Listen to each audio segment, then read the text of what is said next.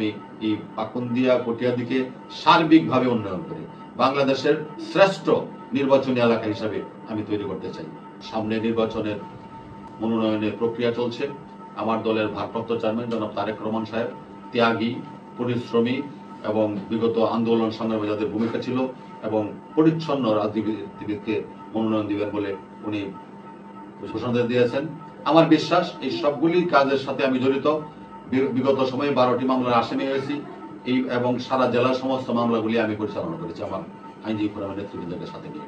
এই বিশ্বাস নিয়ে আমি এগিয়ে যাচ্ছি এবং আমি যদি কটিয়াদী পাকুন্দিয়ার সংসদ সদস্য নির্বাচিত হতে পারি তাহলে আমার প্রথম কাজ হবে যুব সমাজকে সঠিক লাইনে নিয়ে আসা।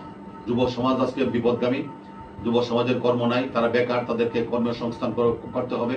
মিল কারখানা স্থাপন করে এবং দেশের বাইরে প্রশিক্ষিত জনগণকে দেশের বাইরে পাঠিয়ে তাদেরকে কর্মসংস্থানের ব্যবস্থা করতে হবে।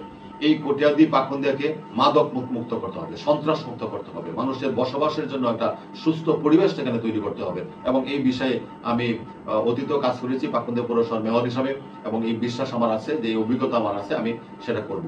এবং এই পাকুন্দিয়া কটিয়াদীর মানুষকে উন্নত মানের চিকিৎসা ব্যবস্থা, চিকিৎসার জন্য উপযুক্ত চিকিৎসা কেন্দ্র স্থাপন করা, হাসপাতাল স্থাপন করে সেখানে তাদের চিকিৎসা ব্যবস্থা করতে হবে যাতে তারা সহজে চিকিৎসা সেবা পায়।